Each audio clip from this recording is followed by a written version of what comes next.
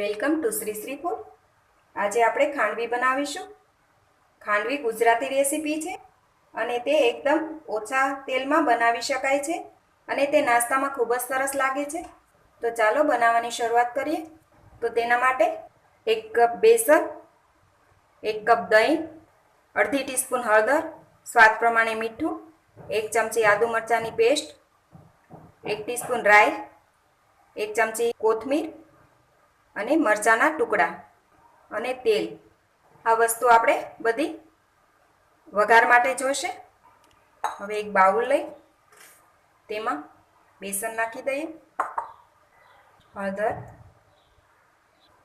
સ્વાદ પ્રમાણે મીઠું, આદુ મરચાંની પેસ્ટ. હવે તેમાં દહીં નાખી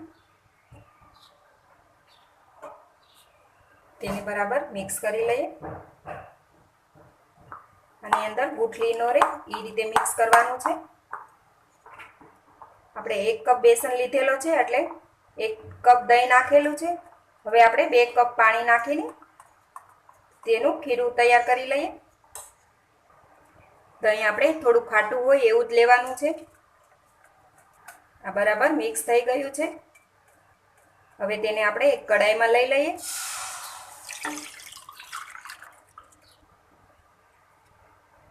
આપણે આને મીડિયમ ગેસ પર રાખીશું અને તેને સતત હલાવતા રહીશું જેથી તે તળિયે ચોટી ના જાય. આ રીતે સતત હલાવતા રહીએ. સતત હલાવવું જરૂરી છે કારણ કે તેમાં ગઠ્ઠા કે લમ્સ ના પડી જાય. આ રીતે તેને સતત હલાવતા જ રહેવું. 5 મિનિટ થઈ ગઈ છે, તમે જોઈ શકો છો. આ મિશ્રણ થોડું ઘટ થઈ ગયું છે. આ મિશ્રણને આપણે પેન છોડે ત્યાં સુધી રાખવાનું છે. હવે આ મિશ્રણ તૈયાર થઈ ગયું છે. તેને આપણે મૂક્યું અને 10 થી 12 મિનિટ થઈ ગઈ છે. ચેક કરી લઈએ. આ રીતે રોલ વળે એટલે આપણે તેને આપણી બરાબર ખાંડવી તૈયાર થઈ ગઈ છે. હવે તેને નીચે લઈ લઈએ. ખાંડવીને આપણે આજે પ્લેટફોર્મ પર જ પાથરીશું. તેને આપણે થાળીમાં પાથરવી હોય તો પાથરી શકાય છે. આ રીતે તેને પાથરતા જઈએ. પતલી થાય એ રીતે પતલી કરવાની છે. આ રીતે પાથરવાની છે. જ્યારે આપણે ખાંડવી પ્લેટફોર્મ પર કે થાળી પર પાથરીએ ત્યારે તેલ લગાવવું નહીં, કારણ કે તેલ લગાવવાથી આપણે ખાંડવી બરાબર પથરાતી નથી અને તે ચમચા સાથે ચીપકી જાય છે. જેથી તેલ લગાવ્યા વગર જ પાથરવી.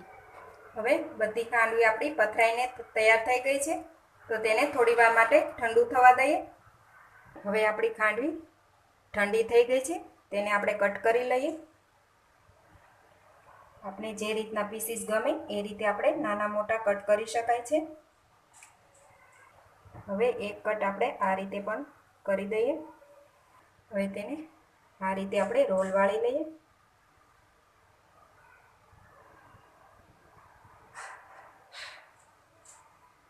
આપણે ઘરે પણ એકદમ ઇઝીથી આ રીતે આપણે પાટોડી બનાવી શકાય છે.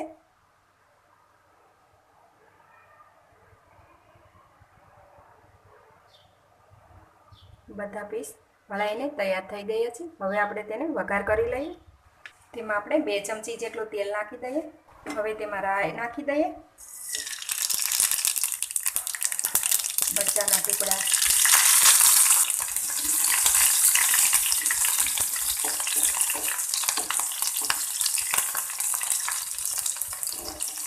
હવે ગેસ બંધ કરી વઘાર આપણે ખાંડવી ઉપર રેડી દઈએ.